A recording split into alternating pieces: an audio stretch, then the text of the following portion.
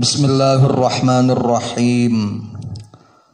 Rabbi shrah li sadri wa yassir li amri wahlul 'uqdatam min lisani yafqahu qawli. Rabbana anfa'na bima 'allamtana wa 'allimna ma yanfa'una wa dzakkirna ma nasina warzuqna 'ilman yanfa'una. Bismillahirrahmanirrahim. Kali ini saya akan menerangkan tentang pendapat Muhammad bin Abdul Wahhab An-Najdi. Beliau adalah pendiri Wahabiyah terkait masalah sunnatnya mentalkin mayit. Bismillahirrahmanirrahim. Di dalam kitab beliau yang bernama Ahkamu Tamannil Maut, Shahifah 19, karya Syekh Muhammad bin Abdul Wahhab An-Najdi, diterangkan bismillahirrahmanirrahim, wa akhrajat Tabrani fil kabiri wa ibnu Mandah an Abi Umamah an Rasulillah sallallahu alaihi wasallam qala idza mata ahadun min ikhwanikum fasawwaitumut turab ala qabrih falyakum ahadukum ala ra'si qabrih thumma liyakul, boleh dibaca thumma liyakul. Lam ibtida itu kalau jatuh setelah lafadz summa atau setelah fa, maka hukum lamnya boleh dibaca sukun, boleh juga dibaca kasroh. Tsummal yakul boleh, tsumma liyakul boleh. Itu menurut pakem ilmu sorof. Tsummal yakul ya fulana ibn fulanah fa innahu yasma'uhu wa la yujibu. Thumma yaqulu ya fulana ibn fulana fa innahu yastawi qa'idan. Thumma yaqulu ya fulana ibn fulana fa innahu yaqulu arsidna rahimakallah walakin la tash'urun.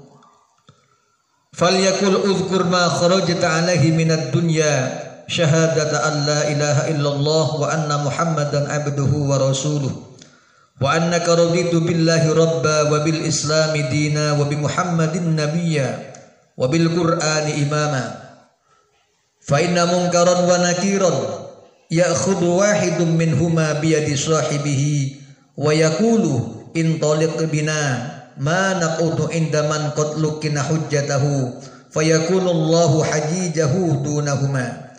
Faqala rajulun ya Rasulullah fa in lam ya'rif ummahu qala fayansubuhu ila Hawa ya fulanat ibn Hawa ila aqal.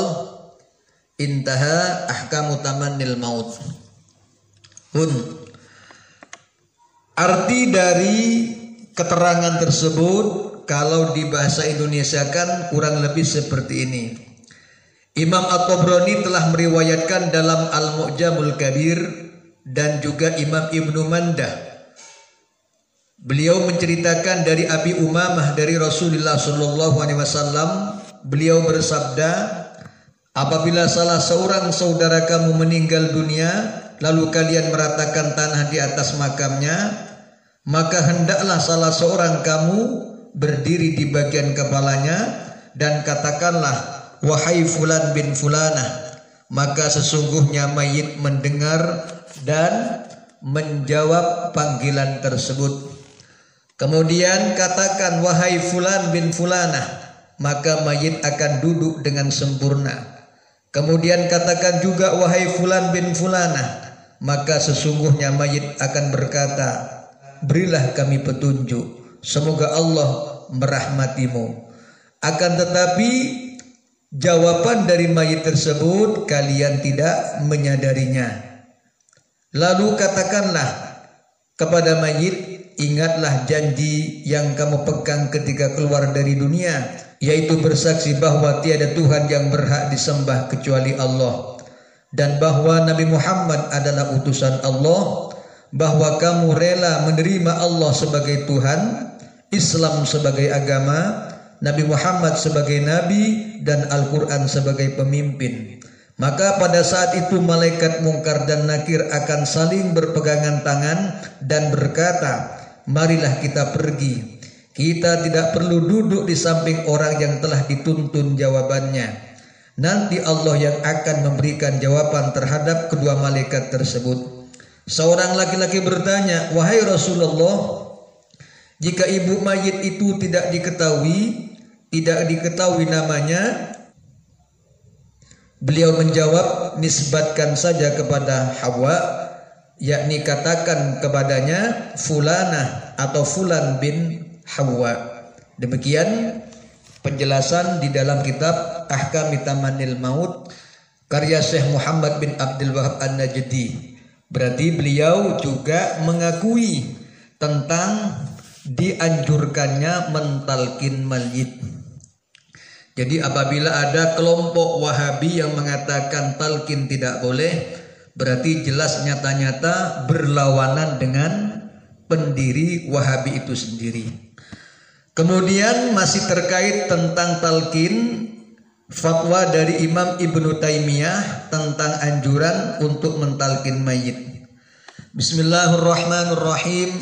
Wa su'ila rahimahullahu ta'ala muftil anami baqiyatus salafil kiram taqiyuddin baqiyatul mujtahidin athabahullahu ta'ala wa ahsana ilaihi an talqinil mayyiti fi qabrihi ba'dal faraghi min dafnihi. Hal sahha fihi hadithun anin nabiy sallallahu alaihi wasallam au an sahabatihi wa hal idza lam yakun fihi syai'un yajuzu fi'luhu amla. Imam Taqiyuddin Ibnu Taimiyah ditanya tentang mentalkin mayit di kuburannya setelah selesai dikebumikan. Apakah sahih hadisnya dari Nabi sallallahu alaihi wasallam atau ada maqalah atau komentar atau pernyataan dari sahabat Nabi terkait dianjurkannya mentalkin mayit. Dan ketika tidak ada hadis ataupun asar ataupun pernyataan dari sahabat, apakah boleh melakukannya atau tidak? Begitulah bentuk pertanyaan yang dilontarkan kepada Imam Ibnu Taimiyah. Kemudian fa'ajaba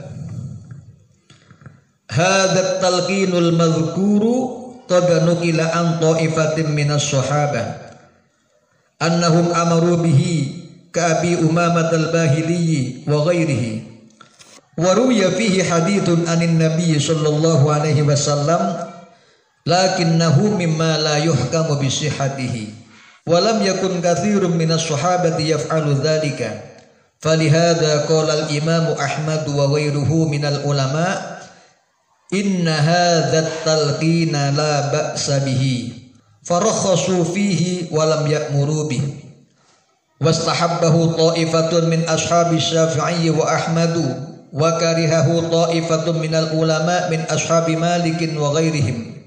Keterangan dari kitab Majmu'atul Fatawa Ibnu Taimiyah juz 5 halaman 458. Kemudian Imam Ibnu Taimiyah setelah disodorkan pertanyaan tentang masalah mentalkin mayit, beliau menjawab, hukum mentalkin ini telah dinukil atau dikutip dari sebagian sahabat. Mereka memerintahkan talqin, mereka menyuruh talqin sebagaimana sahabat Abi Umamah al-Bahili dan juga yang lainnya. Dan juga terdapat riwayat hadis Nabi sallallahu alaihi wasallam dalam hal ini. Namun tidak dapat dihukumi kesohihannya dan juga tidak banyak sahabat-sahabat yang melakukannya. Oleh karena itu Imam Ahmad bin Hambal dan juga imam-imam yang lainnya menyatakan hukum mentalkin mayit ini tidak ada masalah, yakni diperbolehkan dan juga tidak diperintahkan. Dan juga ada sebagian pengikut madhab Imam Syafi'i dan juga madhab Imam Ahmad bin Hambal yang menyatakan bahwa mentalkin mayit hukumnya adalah sunnah. Sedangkan sebagian ulama madhab Maliki dan selainnya memakruhkannya.